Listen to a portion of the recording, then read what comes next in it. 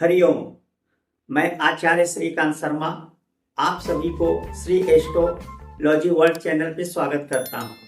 आज हम ज्योतिष के एक बहुत ही महत्वपूर्ण विषय पे चर्चा करेंगे। आज का विषय है केतु ग्रह से बनने वाले राजयोग। केतु ग्रह से किस प्रकार से राजयोग कुंडली में बनता है। जैसा कि केतु जब राजयोग बनाता है तो सारे राजयोगों को फेल कर देता है। केतु हर्ष से अर्श तक पहुंचाता है। किस तरह से पहुंचाता है आज हम विस्तार से चर्चा करेंगे। केतु बड़े बड़े राजयोग देता है, जैसे महारानी विक्टोरिया को जो केतु ने राजयोग दिया। महारानी विक्टोरिया एक ऐसी शासिका थी जिसके कार्यकाल में सूरज अस्त नहीं होता था। महारानी विक्टोरिया के पंचम भाव में केतु और गुरु की दृष्टि उन्हें राजयोग दिया। इसी प्रकार से भारत के प्रथम प्रधानमंत्री श्री जवाहरलाल नेहरू के छठे भाव में गुरु के साथ बैठ करके ऐसा राजयोग दिया कि उन्हें भारत का प्रथम प्रधानमंत्री बना दिया। एन.टी. रामाराव को उन्होंने राजयोग दिया पंचम भाव में केतु बैठ करके। केतु गुरु की दृष्टि पड़ने से एन.टी. रामाराव ऐसे राजनीति में छा गए, फिल्म इंडस्ट्री से वे राजनीति के दुनिया में तहलका मचा दिया। केतु इसी प्रकार से बड़े बड़े राजयोग देता है। जब केतु देता है तो सब कुछ देता है। गुरु ज्ञान का कारक है, लेकिन केतु जब देता है आध्यात्म भी देता है, ज्ञान भी देता है। शुक्र ऐश्वर्य देता है, धन देता है, लेकिन जब केतु देता है सब धरे के धरे रह जाते हैं। इन्हीं सब विषयों के लेकर के हम आज केतु के राजयोग के बारे में चर्चा करेंगे। सबसे पहले हम आपको बताएंगे केतु को मोक्ष कारक ग्रह क्यों कहा जाता है। हम सभी जानते हैं केतु मेष राशि में सूर्य आत्म कारक ग्रह कहा गया है। सूर्य आत्मा के कारक है। सूर्य ही परमानेंट आत्म कारक ग्रह है। आत्म कारक ग्रह मेष राशि में अश्विनी नक्षत्र अर्थात केतु के नक्षत्र में उच्च का हो जाता है, इसलिए केतु को मोक्ष कारक ग्रह कहा गया, क्योंकि आत्मा को मोक्ष की तरफ ले जाने वाला केतु ही ग्रह है। आज हम केतु पे चर्चा करते हुए आपको हम केतु के बारे में बताते हैं। देखिए, मैं जैसे यहाँ पर केतु के जो मित्र ग्रह हैं गुरु और मंगल उसके परम मित्र हैं। शत्रु ग्रह, केतु के शत्रु ग्रह सूर्य चंद्र को कहा गया है। मित्र राशियां, केतु की मित्र राशियां धनु अर्थात गुरु की राशि, मीन गुरु की राशि, वृश्चिक मंगल की राशि, मेष मंगल की राशि। मंगल की राशि इसकी मित्र राशियां हैं। नक्षत्र, इसके नक्षत्र 3 नक्षत्र हैं, अश्विनी, मघा, मूला। अश्विनी जैसा कि अग्नि तत्व के राशि में मूल और मघा और मूला ये तीनों इसके नक्षत्र हैं। दिशा इसका ईशान कोण है। जैसा ईशान कोण गुरु का भी दृष्टि, गुरु का भी दिशा ईशान कोण है और केतु का भी दिशा ईशान कोण है। इसलिए ईशान कोण में ईश्वर उपासना के लिए सबसे अच्छा कोण माना गया है। शुभ केतु जो है धर्म त्रिकोण और मोक्ष त्रिकोण में शुभ फल देते हैं, इसको शुभ माना गया है। उच्च राशियां वृश्चिक और धनु इसकी उच्च राशियां माना गया है। मतांतर के अनुसार बहुत सारे लोग इसे वृश्चिक में और बहुत सारे विद्वान इसे धनु राशि में उच्च का मानते हैं। नीच राशि वृषभ में बहुत सारे विद्वानों का मानना है वृषभ राशि में केतु नीच का होता है और बहुत सारे मतांतर है कि मिथुन राशि में केतु नीच का होता है। अब हम सबसे पहले बताना चाहते हैं धर्म त्रिकोण क्या है। धर्म त्रिकोण 1, 5 और 9वें घर को धर्म त्रिकोण कहा जाता है। मोक्ष त्रिकोण 4 नंबर घर को, 8 नंबर घर को और 12वें नंबर घर को मोक्ष त्रिकोण कहा जाता है। केतु 12वें में सबसे अच्छा परिणाम देता है, क्योंकि 12वां मोक्ष का कारक है, परम आनंद का स्थान है। मोक्ष का स्थान, परम आनंद के स्थान केतु 12वें में सबसे अच्छा फल देता है। केतु लग्न में, पंचम में और नवम भाव में बहुत अच्छे फल देते हैं। केतु का कोई राशि नहीं है, ऐसा लोगों का मानना है, क्योंकि इसको किसी भी ग्रह का स्वामित्व नहीं दिया गया है। तो इसको देखने के लिए, केतु का फल देखने के लिए जिस राशि में बैठेगा सबसे पहले उसके स्वामी को देखा जाता है, वह किस राशि में बैठा है। जैसे मान लो लग्न में बैठा है, लग्न के स्वामी यहाँ पर मेष राशि की कुंडली, मेष लग्न की कुंडली है, तो ये मेष राशि के स्वामी मंगल की स्थिति देखा जाएगा। यदि मंगल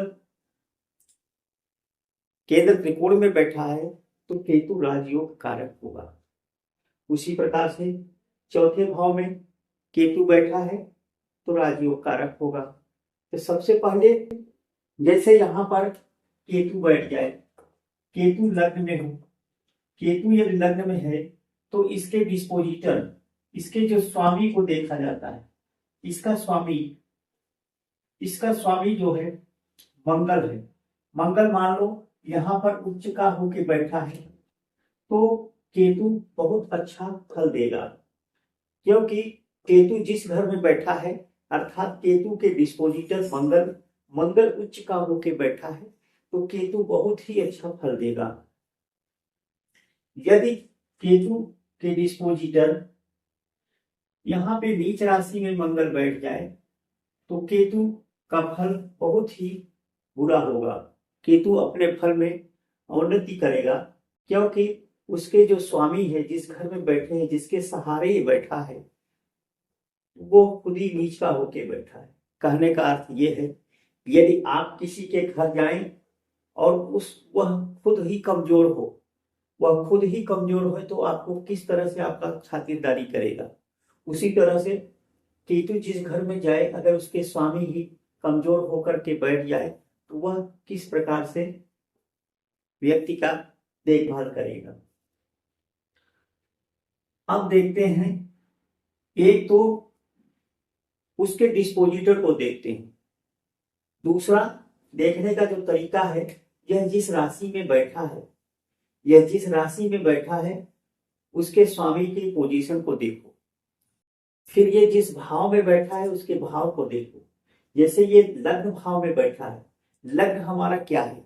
लग्न हमारे शरीर को बताता है, लग्न हमारे तन भाव को बोलता है।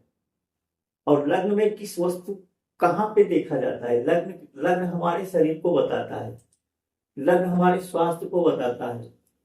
केतु यहाँ पे बैठा है, केतु सौंदर्य का कारक है, क्योंकि शुक्र और केतु ये दोनों गौर वर्ण के हैं। तो यहाँ पे व्यक्ति का चेहरा देखने में सुंदर होता है।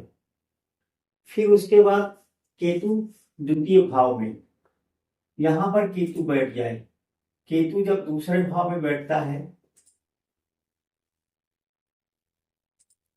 केतु दूसरी भाव में यहाँ पर धन की वृद्धि कर देता है, क्योंकि कहावत है केतु जिस भाव में बैठता है उस भाव के फल को 5 गुना कर देता है। वह केतु सबसे शुभ है तो बहुत शुभ है, केतु अशुभ है तो बहुत अशुभ है। तो इसके लिए हमें केतु के जिस भाव में बैठे उसके डिस्पोजिटर को देखना चाहिए। यहाँ पर जैसे बैठा हुआ केतु जब शुक्र के घर में बैठा है तो यहाँ पे शुक्र की पोजीशन को देखना चाहिए।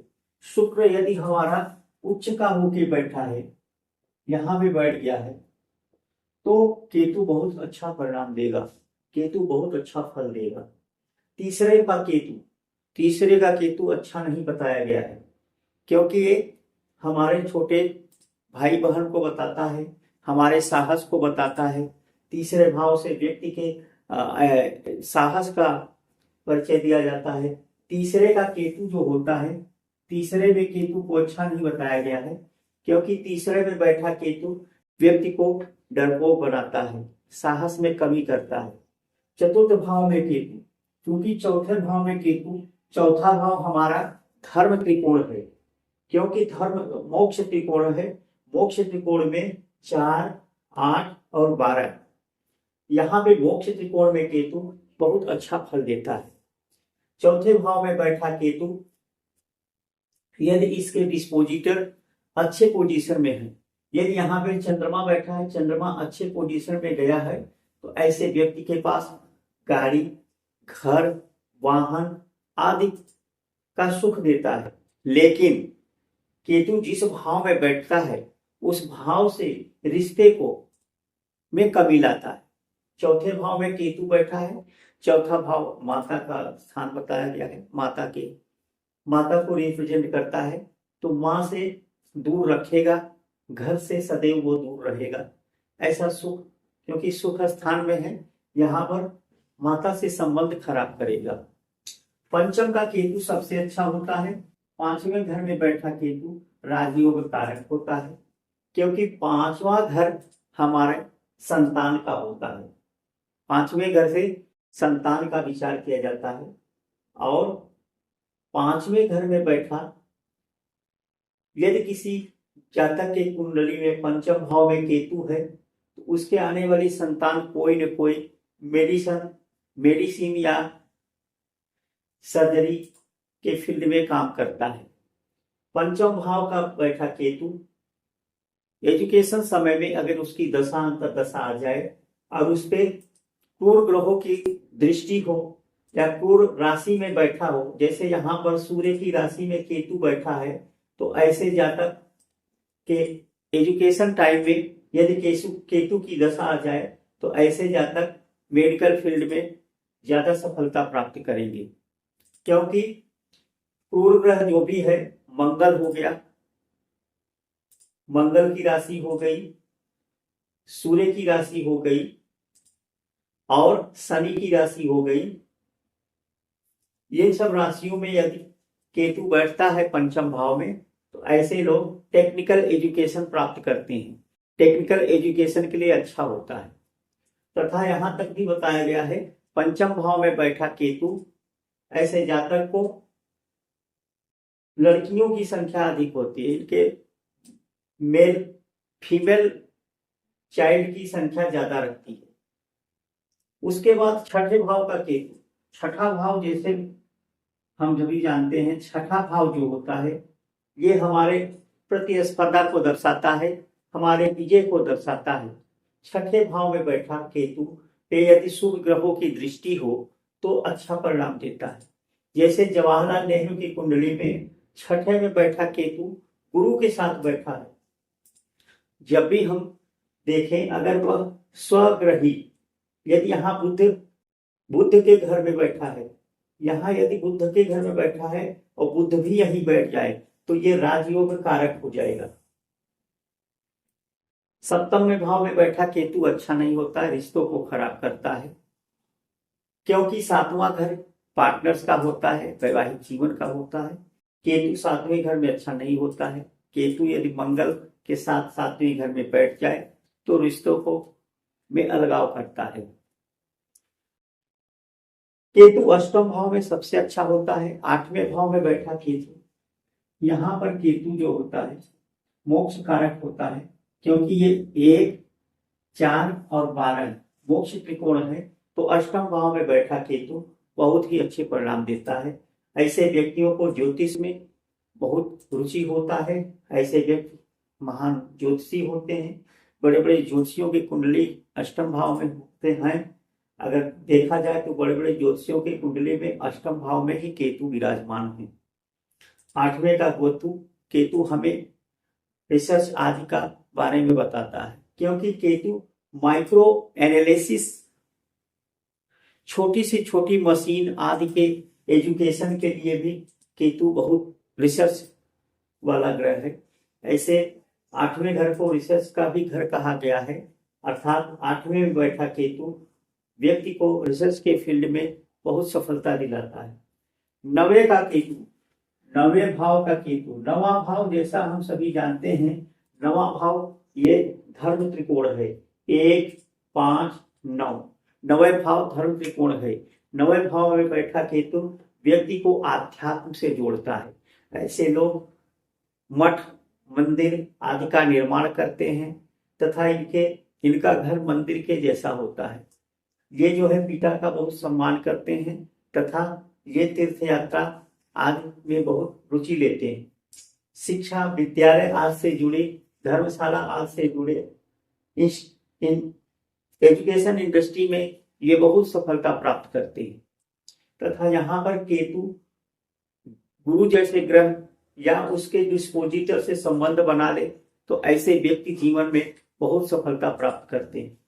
10वीं का केतु, 10वें भाव में बैठा केतु अच्छा नहीं होता है, कार्य क्षेत्र में परेशानियां उपलब्ध कराता है। 11वें भाव का केतु बहुत अच्छा होता है क्योंकि ये पंचम भाव से दृष्टि डालता है, तो कुल वृद्धि कारक केतु ग्रह को ही कुल वृद्धि का कारक ग्रह कहा गया है। अतः 11वें भाव में बैठा केतु बहुत अच्छा परिणाम देता है। लाभ आदि के लिए केतु बहुत अच्छा है। 12 भाव में 12वें भाव में बैठा केतु मोक्ष देता है क्योंकि ये मोक्ष त्रिकोण है। मोक्ष त्रिकोण का ये 12वें घर को, 12वां घर हमारा मोक्ष त्रिकोण है, इसलिए 12वें घर में बैठा केतु व्यक्ति को आध्यात्म से जोड़ देता है, मोक्ष से जोड़ देता है। अब केतु सबसे अच्छा फल हमारा जो है धर्म त्रिकोण 1, 5, 9 और अर्थ त्रिकोण और मोक्ष त्रिकोण 4, 8, 12वें भाव में देता है। 2 उदाहरण कुंडली से हम आपको समझाते हैं कि केतु किस प्रकार से राजयोग कारक हुआ। यह महारानी क्वीन विक्टोरिया की कुंडली है। यह हमारा वृषभ लग्न की कुंडली है। पंचम में केतु विराजमान है, पंचम में केतु है और केतु के डिस्पोजिटर को देखेंगे। यहाँ पर पंचम में केतु है और केतु पर गुरु की 9वीं दृष्टि है। गुरु यहाँ से 9वीं दृष्टि को केतु को देख रहा है। जैसा कि मैं बताया कि अगर केतु पर किसी तरह से शुभ ग्रहों की दृष्टि पड़ जाए तो पंचम में बैठा केतु पर गुरु की दृष्टि पड़ी, ऐसे में महारानी विक्टोरिया केतु की दशा में रानी बनाई गई और लंबे समय तक वो पूरी दुनिया पे शासन की। ये है दूसरी कुंडली एग्जाम्पल के रूप में एनटी रामाराव का लिया गया है। एनटी रामाराव की कुंडली में केतु पंचम भाव में बैठा हुआ है और यहाँ पर भी गुरु की दृष्टि है। गुरु की 5वीं दृष्टि केतु पे पड़ रहा है। केतु की दशा स्टार्ट होते ही उन्होंने फिल्म इंडस्ट्री छोड़ करके राजनीति में कदम रखा और लगातार 3 पंचवर्षीय आंध्र प्रदेश के मुख्यमंत्री रहे। इसी प्रकार से हमारे देश के प्रथम प्रधानमंत्री जवाहरलाल नेहरू जी के कुंडली में भी 6ठे भाव में केतु बैठा हुआ है। उसके गुरु के साथ संबंध बनाया है। वे लंबे समय तक भारत के प्रधानमंत्री रहे।